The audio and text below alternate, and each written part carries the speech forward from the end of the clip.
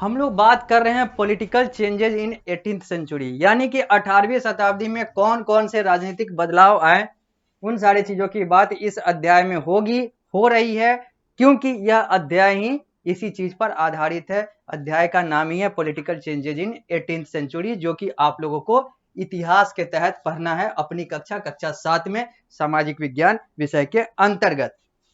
यह अध्याय संख्या 8 है आप लोगों के पारस प्रकाशन पुस्तक के अनुसार, जो जिसके अनुसार आप लोगों को पढ़ना है और पीएसबीआई के पाठ्यक्रम के अनुसार सारी पढ़ाई हो रही है।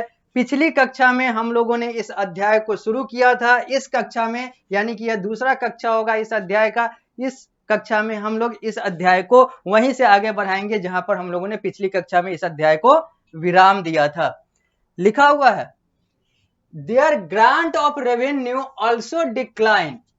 जहां पर ये चीजें बात आ रही है, हम लोगों ने देखा था कि कैसे औरंगजेब की मृत्यु के बाद सारा मुगल शासन जो है वो पतन की तरफ चलता चला गया। जिसके पास जो पैसा था वो अपने पास रखकर अपना उपयोग किए जा रहा है, धड़ल्ले से उपयोग किए जा रहा है। प्रजाओं से कोई मतलब नहीं है। जिसको सैन्य बल है वो उसका यूज कर रहा है, जिसके पास आर्थिक बल है वो अपना प्रयोग कर रहा है। किसी को अपने शासन, अपने प्रशासन, अपने प्रजा से मतलब है नहीं। ये सारी चीजें हम लोगों ने देखी थी। वहीं पर लिखा हुआ है कि their grant of revenue also decline, और इन लोगों को जो पैसा मिल रहा था, अलग अलग स्रोत से जो पैसे आ रहे थे, चाहे वो जमींदारी वाले जमीन वाला रेवेन्यू हो, चाहे वो और भी अलग अलग मंदिरों से और अलग जजिया टैक्स और बहुत सारी चीजें होती थी, ये सारा कुछ लेने की बात हो, ये सब भी अब इन लोगों को नहीं मिल रहा था, क्योंकि इनका शासन ही कमजोर हो गया था। और जब कमजोर शासक रहेगा तो वो सही तरीके से बलपूर्वक वो चीजें नहीं ले सकता है, और न तो प्रजा उसको या फिर जो शोषित वर्ग है वो उसको देगा। तो आगे peasant and zamindari rebellion added more problem. अब यहां पर जो किसान और जो जमींदार थे, जहां से इनको मोटे रकम मिलते थे, यानी कि इन मुगल शासकों को अच्छा खासा पैसा मिलता था, अब वो लोग भी प्रॉब्लम क्रिएट कर रहे थे, क्योंकि वो लोग भी अब पैसा देने से मना कर रहे थे, क्योंकि उनको भी लग रहा था कि अब तो शासक कमजोर हो चुका है तो क्यों डरना। Due too much taxes on the peasant class, क्योंकि वहां पर टैक्स बहुत सारा चल रहा था और शासक कमजोर हो गया। तो जब कमजोर शासक हो गया तो जो शोषित वर्ग है वो भी अपने आप को सुरक्षित महसूस करने लगा, और जो पैसा वो दे रहा था मजबूरी बस, अब वो भी नहीं दे रहा था, जिसके कारण से इन लोगों के पास पैसे की कमी हो गई, यानी कि मुगलों के पास पैसे की कमी हो गई। In such pathetic condition Nadir Shah the ruler of Iran attacked and plundered Delhi in 1739।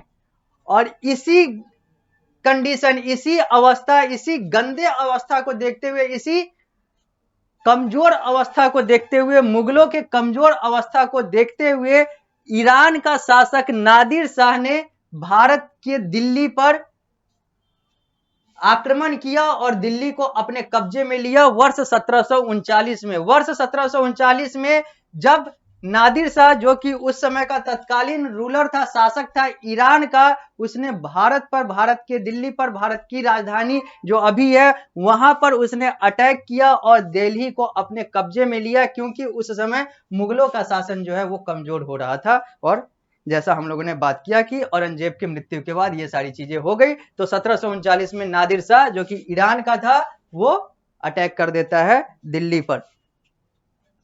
He took a great wealth of India along with him। अब यहां पर क्या होता है कि नादिर शाह जो है वो भारत से पूरा खजाना, या फिर जितना हो सके उतना खजाना, या बहुत सारा खजाना लूट कर ले जाता है अपने पास। After him another external attack expose out the weakness of the Mughal.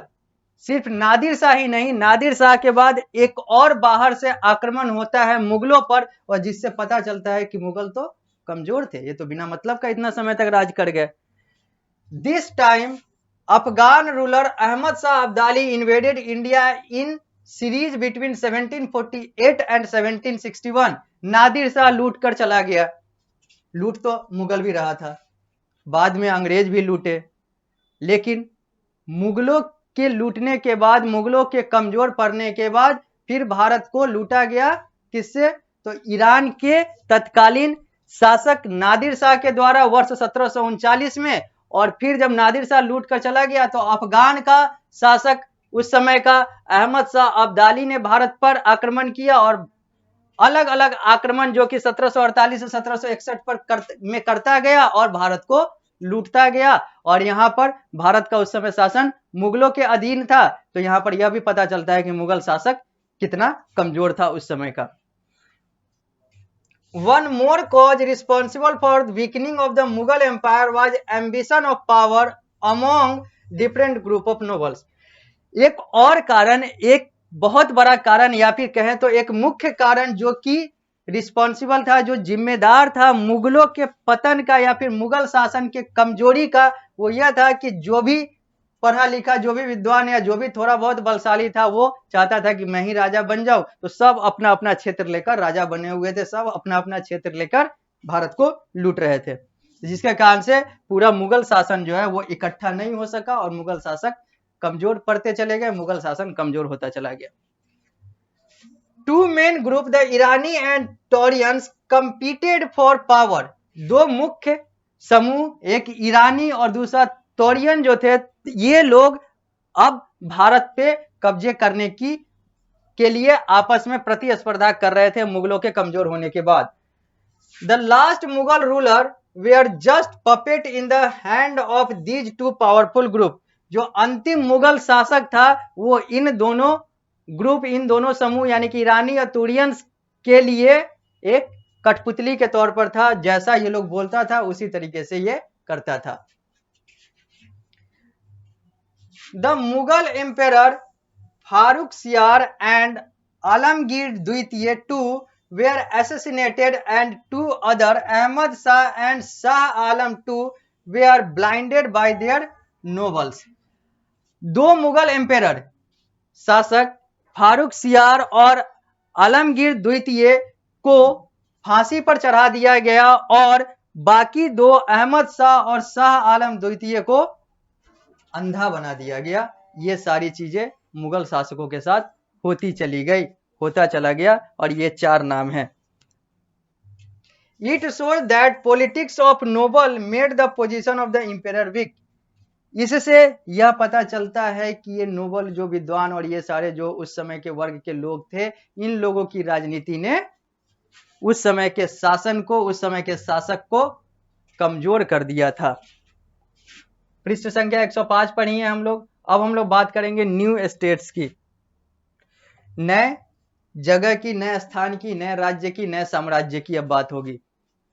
लिखा हुआ है इन सच सर्कमस्टांसेस, जो हम लोगों ने देखा कि औरंगजेब के जीते जी मुगल शासन जो है वो कमजोर पड़ता चला जाता है, फूट आती चली जाती है डेक्कन पॉलिसी के कारण से, राजपूत के साथ यानी कि हिंदू राजाओं के साथ मित्रता न होने के कारण से। उसके अलावा जब औरंगजेब मर जाता है तो फिर मुगल जो है आपस में बट जाते हैं, और बट जाने के कारण से बाहर से और अलग अलग आक्रांता जो हैं वो भारत पर हमला करते हैं, भारत को लूटते चले जाते हैं। भारत की लुटाई बंद नहीं हुई, मुगल भले ही कमजोर हो गए लेकिन भारत अपना सामान दूसरे को देता चला गया, भारत लूटता चला गया।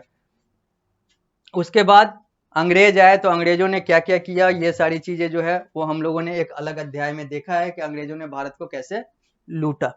इन लोगों ने तो फिर भी धार्मिक और आर्थिक दोनों पक्ष देखा, आर्थिक से ज्यादा धार्मिक पक्ष देखा या फिर दोनों को बैलेंस करके देखा। लेकिन जब अंग्रेज आया तो अंग्रेज ने तो धार्मिक को कम और आर्थिक पक्ष को ज्यादा देखकर भारत को लूटा।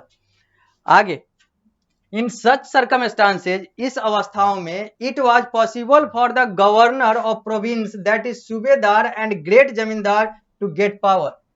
अब सूबेदार और जो जमींदार, जो बड़े बड़े जमींदार और जो सूबेदार थे, अब ये लोग जो हैं सत्ता में, और इन लोगों के पास शक्ति आती चली गई या फिर इन लोगों के पास शक्ति आने का एक जरिया बनता चला गया। ऐसे सर्कमस्टांसेज में, ऐसी अवस्था में, जैसा हम लोगों ने देखा कि ये कमजोर हो गया, वो कमजोर हो गया, ऊपर से ये शासन आ गया, ऊपर से इसका आक्रमण हो गया, इसको मार दिया गया, इसको अंधा कर दिया गया, ये सारी चीजें हैं।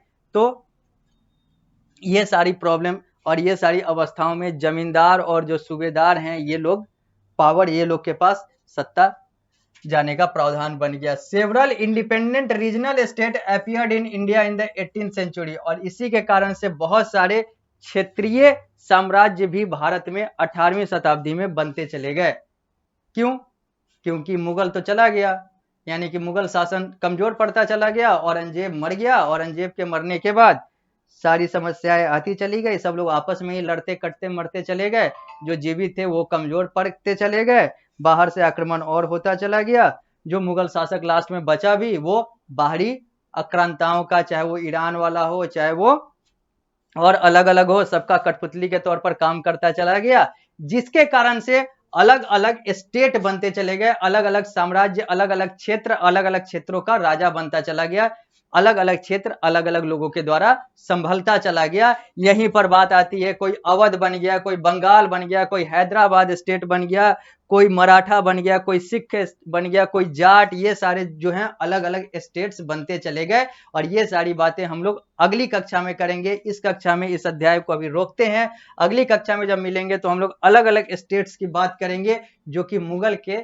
शासन कमजोर पड़ने और मुगल के शासन के खात्मे के समय ये सारे स्टेट्स बने थे। उन सारे चीजों की बात अगली कक्षा में होगी, तो मिलते हैं अगली कक्षा में।